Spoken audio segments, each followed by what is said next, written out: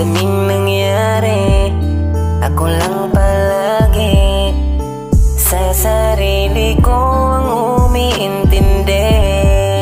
Sa sobrang dami na problema dati, di na naniniwala sa sabi-sabi.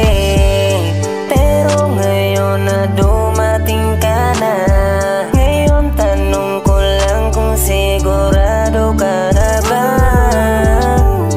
Ayoko lang maulit yung nangyari pa. Yung tiwala ko ibibigay sa'yo basta